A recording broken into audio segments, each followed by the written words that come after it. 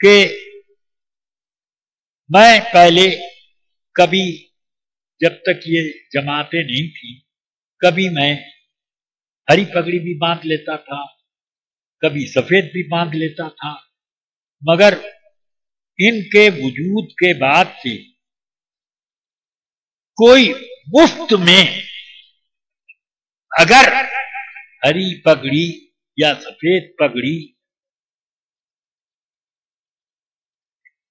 اترے عود میں ڈبو کر بھی دے تو میں باندھنے کو تیار نہیں۔ حضور محدث کبیر، حضور محدث کبیر۔ ایک ہری پگڑی کے مولانا نے مجھ کہا کہ مولانا لوگوں نے کیا کیا؟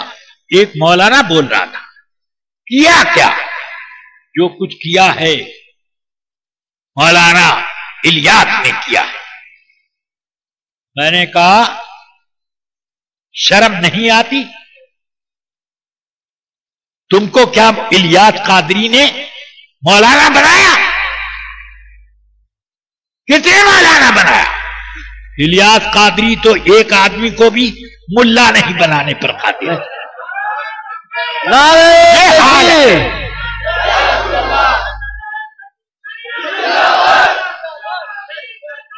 تاج الشریعہ جیسا ہو،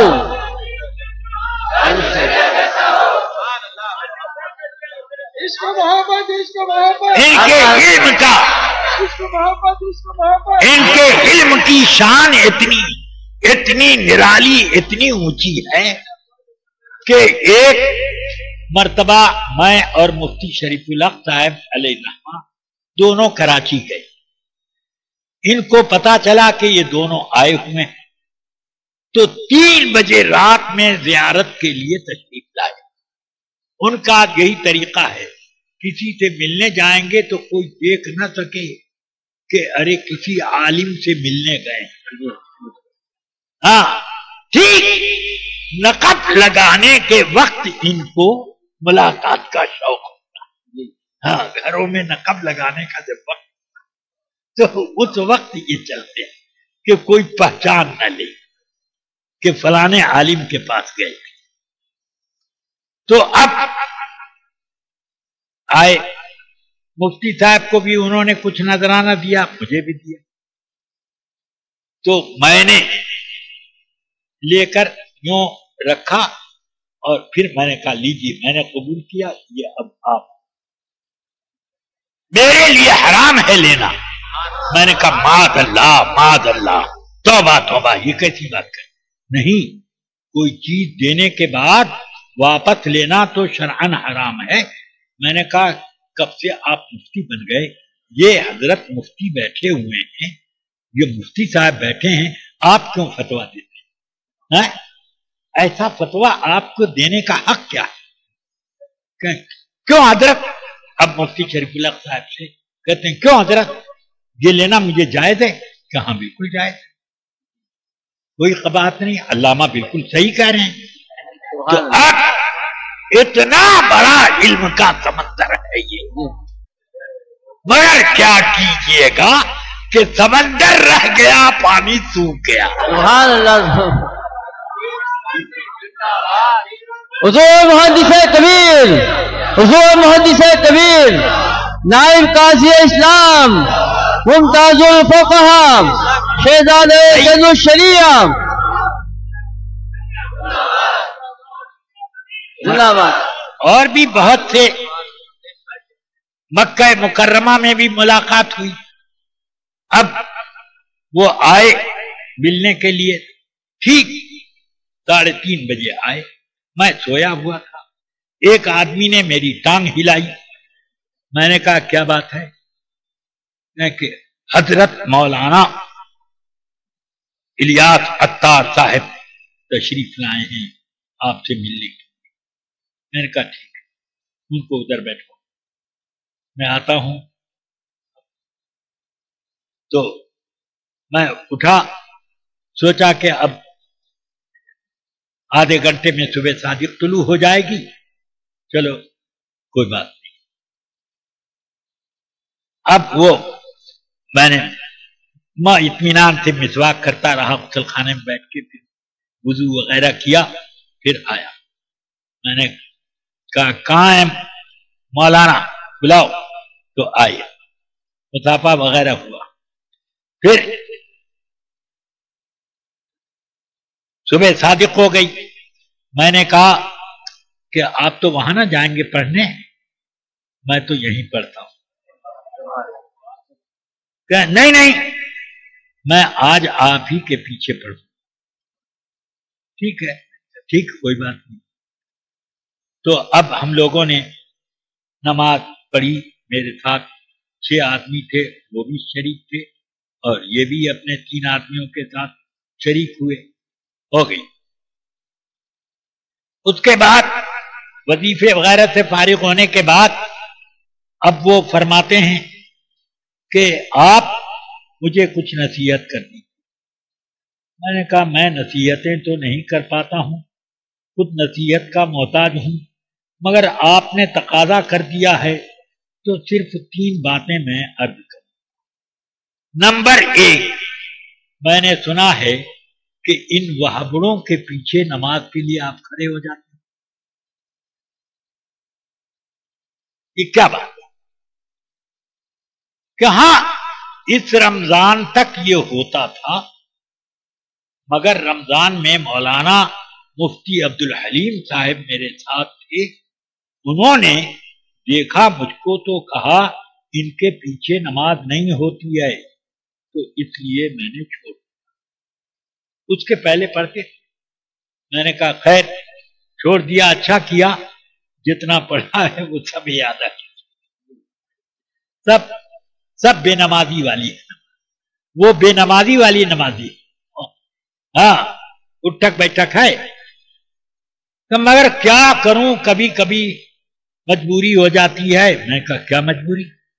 یہ دیکھیے نا، کل ہی گیا تھا میں طواف کرنے، تو ان کی جماعت کھڑی ہو گئی، میں طواف چھوڑ کر کے بھاگا، مگر پھنس گیا.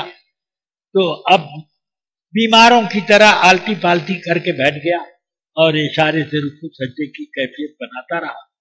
میں نے کہا کہ ٹھیک، ایک بات مجھے بتائیے کہ جو آپ کو بیمار نہیں جانتا وہ لوگ کیا سمجھ رہے ہوں گے کہ یا تو یہ کوئی اناڑی جنگلی نماز پڑھ رہا ہے، اور یا یہ بالکل معذور لنگڑا لولا لنجا آدمی.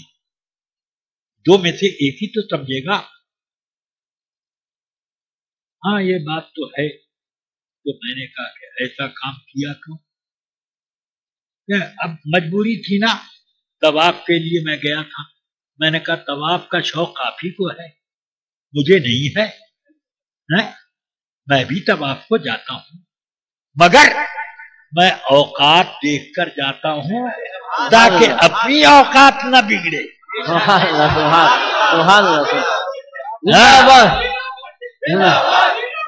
زندہ باد.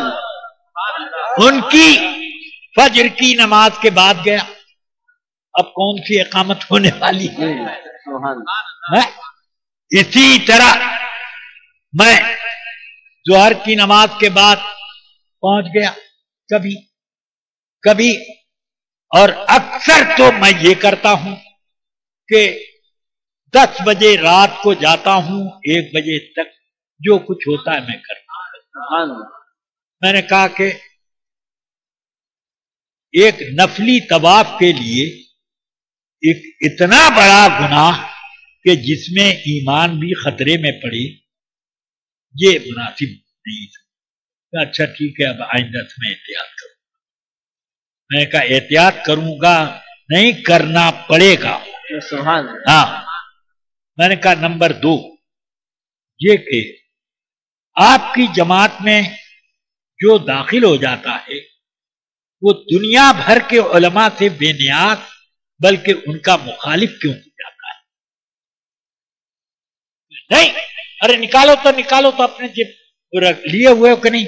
علماء کے فضائل اتنا بڑا ایک کارڈ تھا جس میں 8-10 حدیثیں لکھی تھی علماء کے فضائل کی.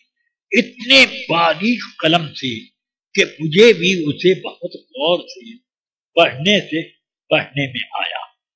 تو انہوں نے کہا میں نے یہ علماء کے فضائل 1,25,000 کی تعداد میں چھپوا کر تقسیم کرایا. اب اس کے بعد بھی اگر لوگ علماء سے وابستہ نہیں ہوتے تو اس میں میرا کیا؟ میں نے کہا کہ نمبر 1 تو یہ کہ مجھے یہ سمجھ میں نہیں آتا کہ ایک آدمی سر کھلا گھومتا تھا بلبلی جھاڑے اور آپ کی تنظیم سے متعلق ہوا اور ہری پگڑی چپک گئی. اب وہ کبھی بھی ہلتی نہیں.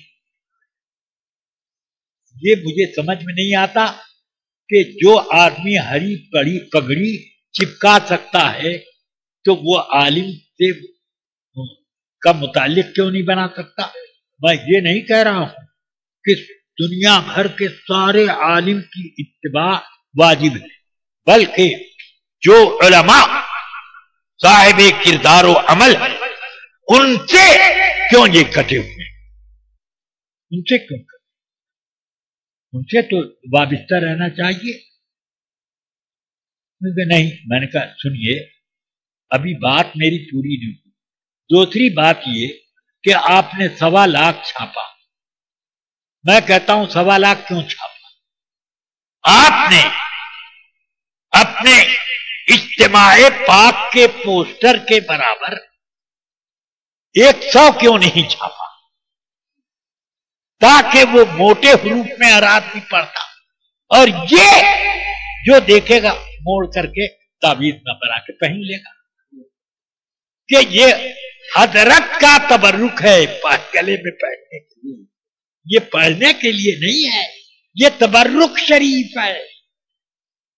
میں نے کہا یہ آپ کے اوپر ذمہ داری ہے اور اگر یہ ذمہ داری ادا نہیں کرتے تو یوم الحساب میں اللہ کے سامنے آپ کے خلاف استغاثہ کروں. اب تیسری بات جو آخری ہے، میں نے کہا دین کے ثبوت کے لیے اور سنیت کے استحکام کے لیے قرآن اور حدیث میں بڑی بڑی مضبوط دلیلیں موجود ہیں حقانیت کے ثبوت، مگر عجیب و غریب معاملہ ہے کہ حقانیت کے ثبوت کی یہ بڑی دلیل ہے کہ ایک مدنی نے خواب دیکھا کہ ایک عورت کو قبر میں عذاب کے فرشتے کوڑا لے کر کے اور گرز لے کر کے مارنے کے لیے تیار کھڑے تھے کہ اتنے میں رسول اللہ تشریف لائے اور ڈانٹ کر کے فرشتوں کو بگایا، ہٹو بھاگو، یہ میرے عطار کی مریدنی ہے. میں نے کہا یہ آپ کی دلیل ہے. موٹر سائیکل پہ آدمی چلا جا رہا، اچانک دیکھا رسول پاک سامنے اور فرمایا دیکھ الیاس کے ساتھ وابستہ ہو. دکان میں چندی بیچ رہا ہے، ادھر بیچتے بیچتے دیکھتا ہے رسول پاک بالکل میری گدی پہ بیٹھے اور گود میں عطار صاحب کو لیے. میں نے کہا کہ یہ سب ایسے اتنی بشارتیں وہ بھی مجہول ان مجہول. ایک مدنی نے خواب، کون مدنی ہے، جھوٹوا ہے کہ سچوا؟ کون، کہاں کا رہنے والا، اس کی حقیقت تو معلوم. ہم لوگ رسول پاک کی حدیثیں بھی بغیر سند کے نہیں مانتے، اور یہ بے سند کے ایک مدنی ہے. ارے وہ پتہ نہیں وہ مدنی وہ اجودھیا باسی حسین احمد مدنی نہیں نہ تھا؟ کون تھا؟ اس لیے رفیقان ملت میں نے ان سے یہ کہا، اتنی بے تعداد بشارتیں رویائے صالحہ طالحہ آپ کے متعلق ہیں کہ نہ میں نے اعلی حضرت کے بارے میں اتنا پڑھا، نہ غریب نواز کے بارے میں اتنا معلوم ہوا، ارے سب سے بڑھ کر غوث اعظم کے بارے میں بھی اتنی بشارتیں نہیں جتنی آپ نے۔ تو کیا آپ کے درجات کچھ دو چار ہاتھ اوپر ہیں کیا اس سے؟ میں نے کہا کہ اب ایاد قدر خود شناس، میں نے کہا باتیں اور بہت سی ہیں، یہ 3 ٹھیک کر لیجئے تو اس کے بعد 300 اور پیش کرو، اب یہ 3 درست کر لیں۔ مگر اب اللہ توفیق نہ دے، انسان کے بس کا کام ہے۔ فیضان محبت عام تو ہے، عرفان محبت عام ہے۔ اللہ تعالی ہم سب کو دین پر استقامت عطا فرمائے۔ اور رفیقان گرامی یاد رکھو کہ میں پہلے کبھی جب تک یہ جماعتیں نہیں تھیں کبھی میں ہری پگڑی بھی باندھ لیتا تھا، کبھی سفید بھی باندھ لیتا تھا، مگر ان کے وجود کے بعد سے کوئی مفت میں اگر ہری پگڑی یا سفید پگڑی اترے عود میں ڈبو کر بھی دے تو میں باندھنے کو تیار نہیں۔ حضور محدث کبیر، حضور محدث کبیر۔ اب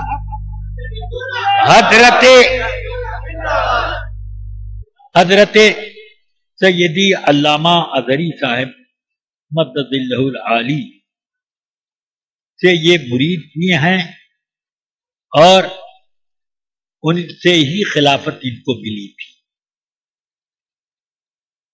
اور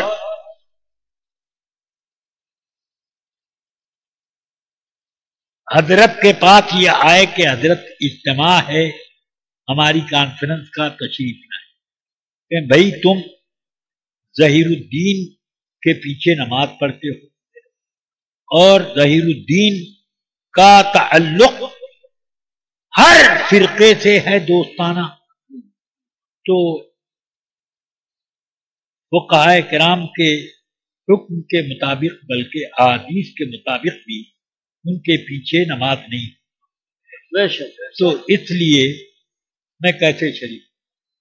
حضور میں توبہ کرتا ہوں، چلیے یہ لکھ کر کے ایک پرچے پر دے دیے، میں توبہ کرتا ہوں، اب اس کے پیچھے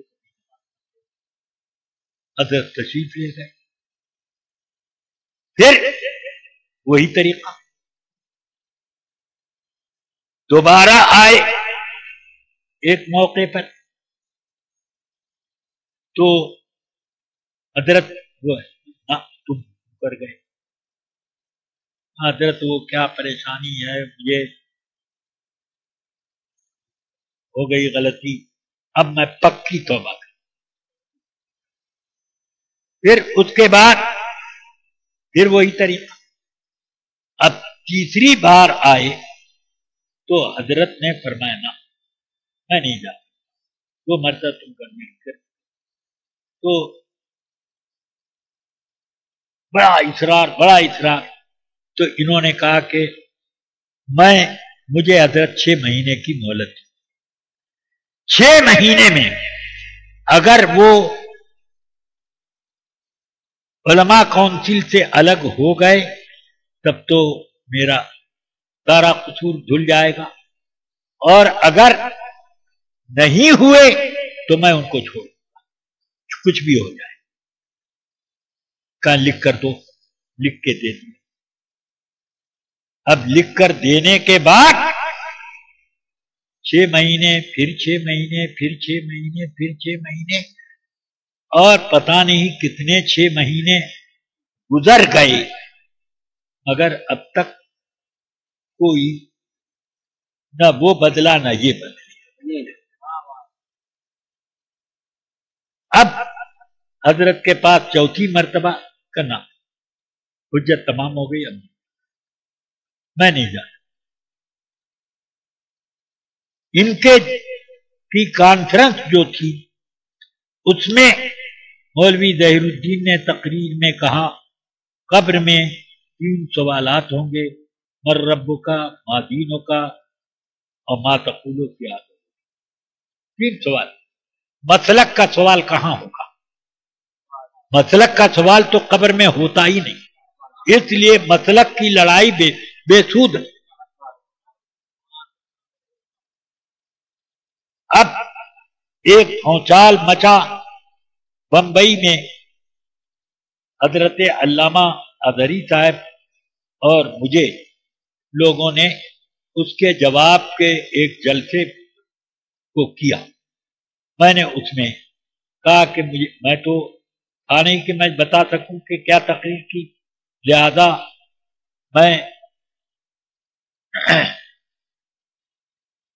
15 گھنٹے پہلے یہاں اسی لیے آیا ہوں کہ مجھے ان کا سی ڈی دو تاکہ ان کی تقریر کو میں سنوں کہ کیا کہا۔ تو اس تقریر میں یہ بھی کہا کہ نہ معلوم کب سے یہ رسم بد پیدا ہو گئی ہے کہ لوگوں سے کہنا، لوگوں تو جلسے میں کہا جاتا ہے کہ درود شریف پڑھو۔ معاذ اللہ، معاذ اللہ، معاذ اللہ۔ یہ کب سے رسم بد پیدا ہو؟ معاذ اللہ۔ اللہ تعالی فرماتا ہے یا ایھا الذین آمنوا صلوا علیہ وسلموا تسلیما، صلی اللہ علیہ وسلم۔ جب اللہ حکم دے رہا ہے تو پھر اس کے حکم کی اطاعت میں ہم کیوں نہیں حکم دیں گے؟ درود پڑھو، اللہم صلی علی سیدنا و مولانا محمد وآلہ وصحبہ۔ تو میں نے 2 گھنٹے میں ان کی پوری تقریر کو سجا کر کے رکھ، اور یہ تب کیا۔ پھر حضرت نے تقریر کی، 15-20 منٹ میں حضرت نے اس کو سب الحاصل یہ کہ ان لوگوں نے، دونوں پارٹی نے، یہ تو کم سے کم بہت بڑا برائی کا جال پھیلا دیا کہ یہ بد مذہبوں کا رد کرنے سے کتراتے ہیں۔ ایک دوسرے یہ کہ یہ لوگ بد مذہبوں کے رد کے جلسوں میں بھی نہیں بیٹھے۔ نمبر 3 یہ کہ اگر ان کی طاقت یا ان کی تعداد زیادہ ہوتی ہے اور کوئی خلاف بول دے تو مار پیٹ بھی کر ڈالتے ہیں، اور اس سلسلے میں مجھے کئی مولاناؤں کے بارے میں اطلاع ہے کہ انہوں نے کچھ کہا تو ان کی بھی پٹائی کر۔ اب یہ علامہ اظہری کے خلاف یا اور کسی بھی عالم کے خلاف بولتے ہوں تو کیا اب جواب میں اس کا بھی پٹائی کرنا ضروری ہے؟ میں تو اس چیز کو پسند نہیں کرتا، مگر دروازہ کیوں ایسا کھولتے؟ ایسا دروازہ کھولا ہی کیوں جاتا ہے؟ نمبر 3 یہ کہ ٹی وی کو دین پھیلانے کا ایک بہانہ بنایا ہے۔ اصل مقصود شہرت، اصل مقصود ناموری، بے شک، مگر اس کو بہانہ بنا کر کے بیس کر دیا۔ جب ایک سیمینار میں سوال کھڑا ہوا تو اس سوال کے اوپر میں نے صاف طور سے تمام سیمینار کے شریک علماء سے یہ کہا کہ بھائی جو لوگ ٹی وی پر تقریر کو جائز سمجھتے ہوں وہ لوگ اپنی دلیل پیش کریں.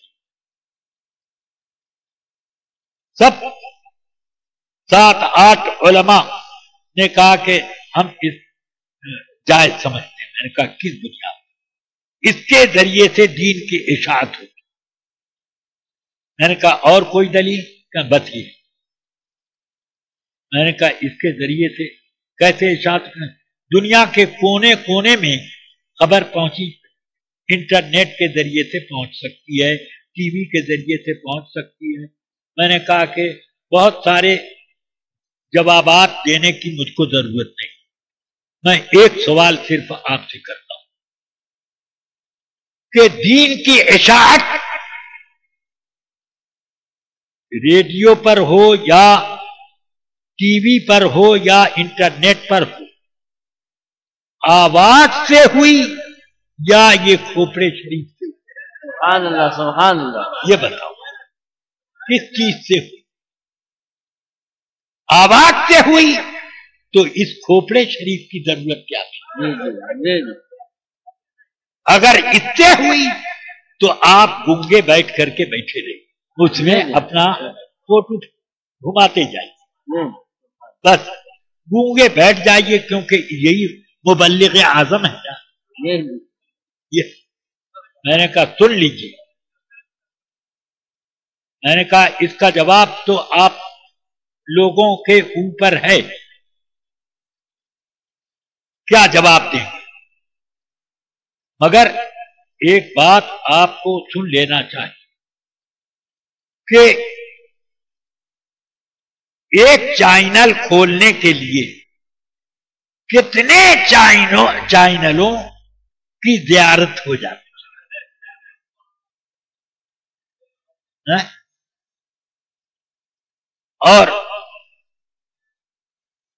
دین جو ہے اپنے پھیلنے میں حرام راستوں کا محتاج نہیں. بے شک بے شک سبحان اللہ.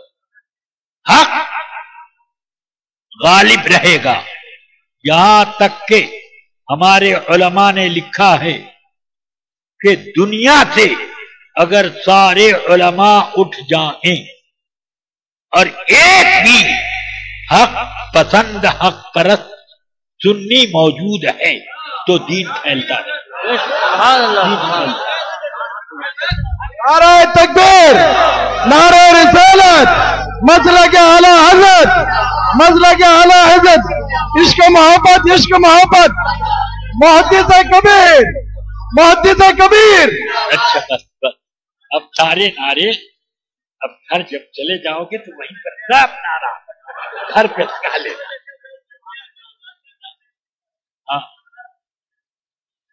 آپ اور یہ دونوں گھر چلی جائیے اور خوب نعرہ دونوں اپنے گھر میں نعرہ لگائیں. چلیے اب میں نے سوال علماء کرام سے کیا. میں نے کہا کہ میں نے جو بات کہی ہے آواز سے اشاعت ہوتی ہے کہ چہرے کے فوٹو سے، اس کا جواب آپ دیں. تو ان لوگوں نے کہا نہیں، صحیح تو یہی ہے کہ آواز سے اشاعت ہوتی ہے. تو میں نے کہا پھر الحمدللہ. تو فتویٰ کیا ہونا چاہیے کہ اب تو بات واضح ہو گئی. سب نے اس بات پر پورے سیمینار میں اتفاق کیا کہ یہ عذر کے اشاعت اسلام کا ذریعہ ہے اور اس کے لیے یہ ممد و معاون ہے. یہ عذر بالکل غلط ہے اور اس میں یہ سب نے دستخط کیا. تمام علماء جو سیمینار 8-9 آدمیوں نے تو پہلے جائز کی بات کہی مگر انہوں نے بھی رجوع کیا. مجھے بڑی خوشی ہے کہ اب بھی ایسے علماء موجود ہیں کہ جب حق ان پر واضح ہو جاتا ہے تو وہ وہ اپنی بات کو واپس لے لیتے ہیں اور حق کو قبول کرتے ہیں، ایسے موجود۔ مگر جو قبول نہ کریں، واپس نہ آئیں، اللہ ان کو۔ وآخر دعوانا ان الحمد